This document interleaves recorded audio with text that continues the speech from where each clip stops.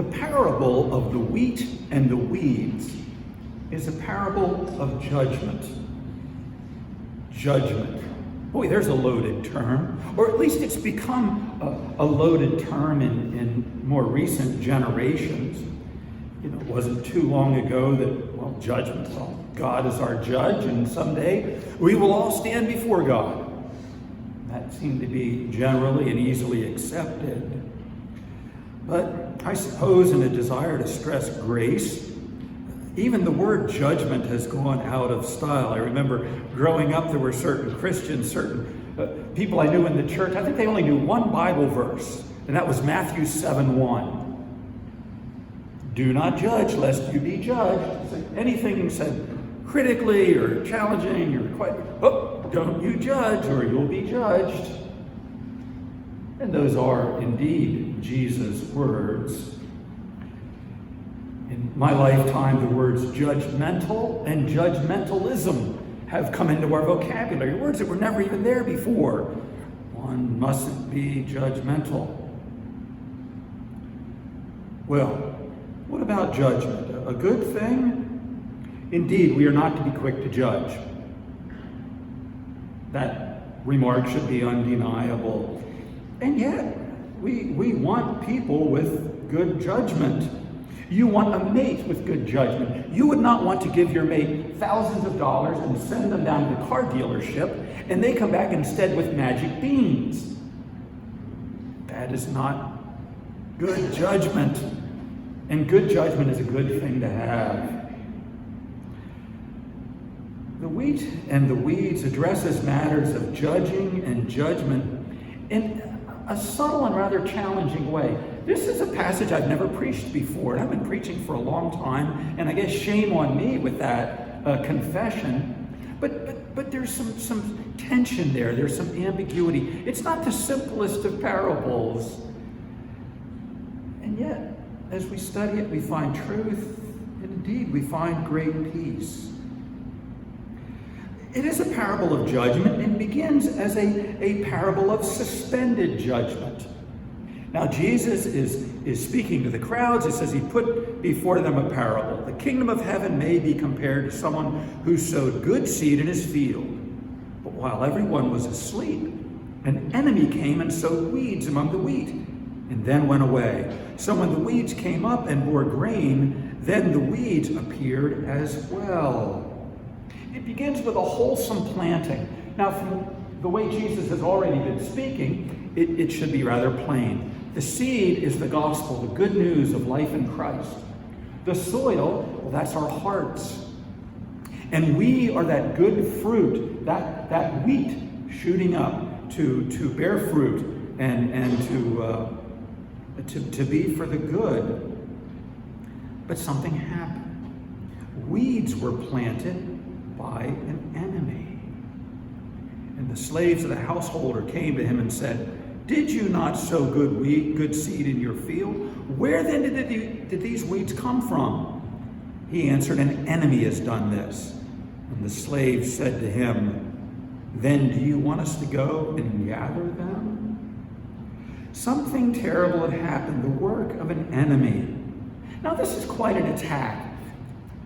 Somehow reading this, we're not really an agricultural people, and it almost sounds prankish to throw seeds on a field like that. But this was serious business. There was a Roman law against this very act, and one could be punished seriously. The slaves, well, you can just sort of read it in them. They're riled. We've got to do something about this. Shall we pull these weeds? And they were ready to go. But the master said something really amazing. He replied, "No. For in gathering the weeds, you will uproot the wheat along with them." Now, the master had a restrained response, and at first a little shocking, I suppose, but as we consider it, no, it was reasonable. I think we've all been there in our gardens and had weeds invade good plants, and sometimes become so intertwined we hardly know what to do. And we pull and oops, we pulled something good. The master says, "No, let us wait. Let's separate them at the harvest. Let them both grow together until the harvest. And at that time I will tell the reapers, collect the weeds first and bind them in bundles to be burned. Gather the wheat into my barn. Damage to the good growth. The master doesn't want that. We know the struggle of that in our gardens. Now, I call this the parable of the wheat and the weeds. It's been known not too long ago as the parable of the wheat and the tares.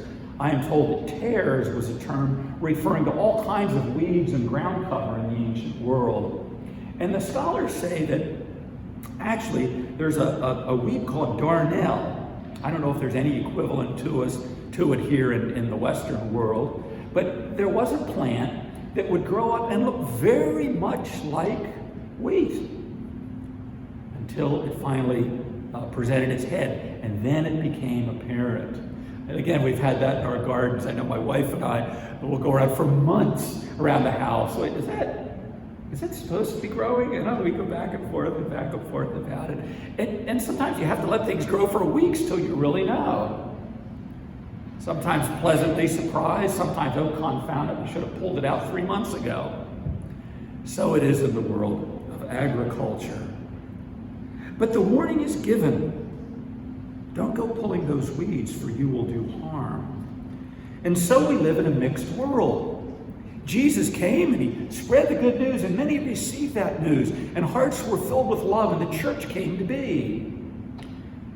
And there's an opposing message out there too, and there's an enemy. And there are many out there that don't think fond thoughts of God, of Christ, or even of the church. And some of them might be outright bad actors. And so we grow together, we live together in this world. We're not called to all segregate together to live in neighborhoods where we don't want those bad people here, bad as we would judge them. Oh, there are all kinds of messes that can result. And even in the church, the Lord knows who are his people. And it's not ours to go on witch hunts. It's interesting that Paul echoes this. Paul is often thought of as very dogmatic.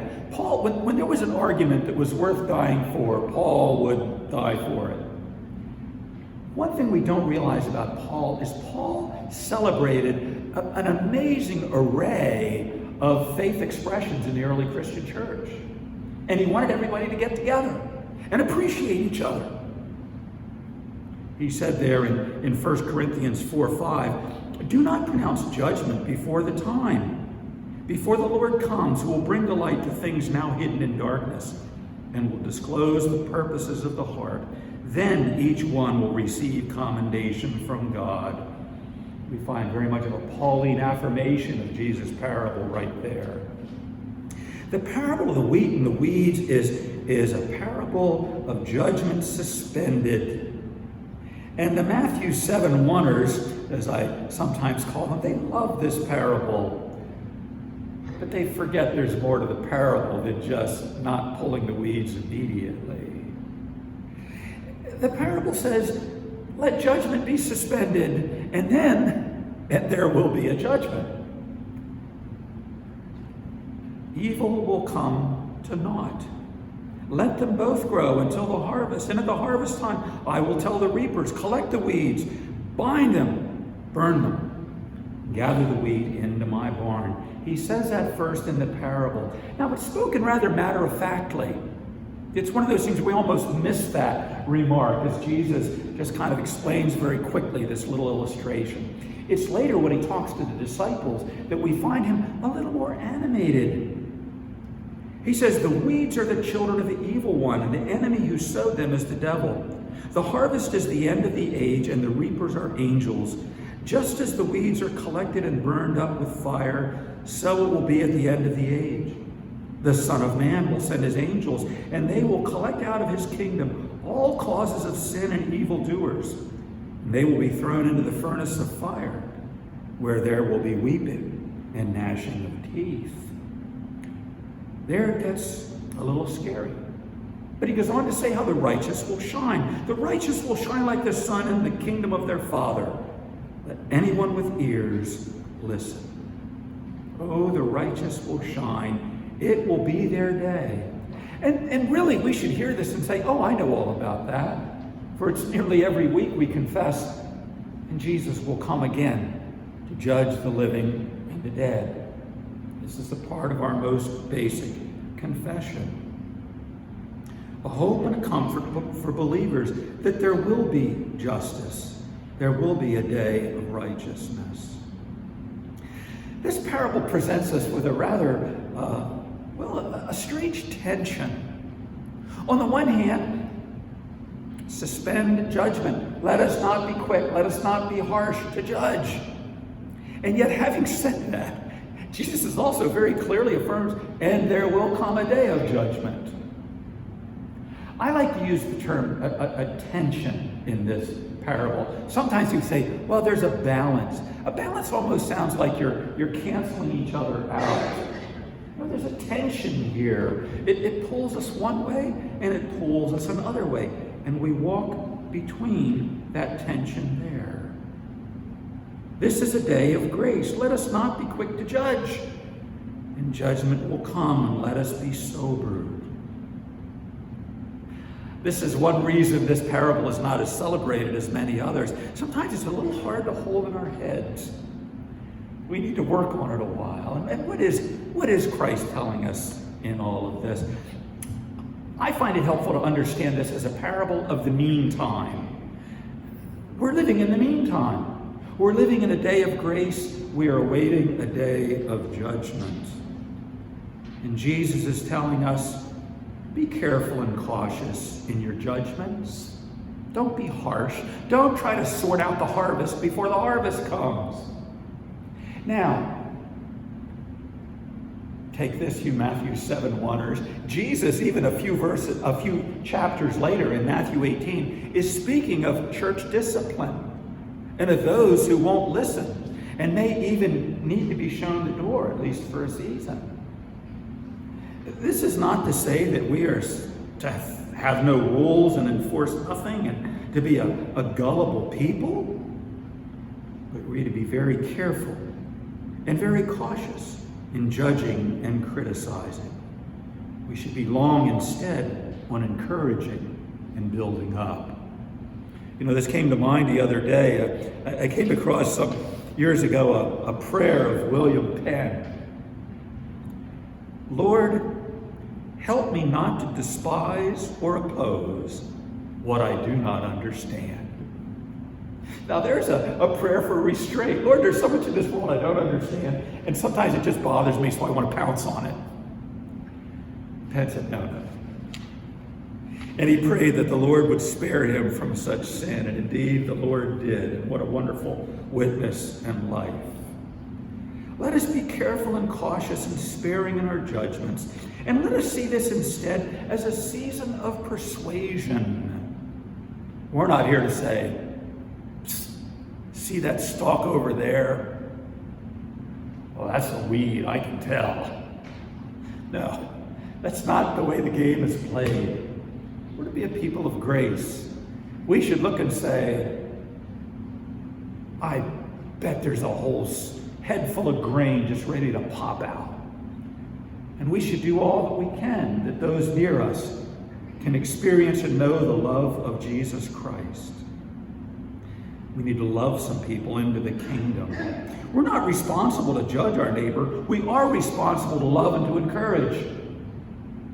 And when we feel that temptation to judge, we should say, wait a minute, Lord, how can I love them instead? How can I love them into the kingdom, if indeed they're not already there? We need to be a persuading people. I find it sad today that in so much of our political uproars and things, we live in a nation, it's the age of slick communications and various groups, political groups and causes and stuff. What do? We rig the dialogue with certain phrases and certain arguments. We rig the dialogue so that you can't really argue, when indeed we need to be entering into conversation, not necessarily even to win the conversation, but to speak a word of grace and love. We're called to cautious judgment. We're called to be a persuading and loving people. And we're called to trust in God. Not to be unnerved by an enemy. Not to be unnerved by weeds. To gladly anticipate a harvest. And to be ready and growing in the meantime. You know, at the heart of this story, and it's easy, as I said before, as a non-agricultural kind of people, it's hard for us to understand what a serious assault this was. While everyone was asleep, an enemy came and sowed weeds among the wheat and then went away. And the slaves were unnerved, and I am unnerved. But the master spoke with an amazing calm, with an amazing peace. He knew about the enemy, he knew about the weeds, but he knew about the harvest. And all is well. And the master spoke with a peaceful heart. Folks, we live in unsettled times. May we heed this story and borrow some of the master's peace.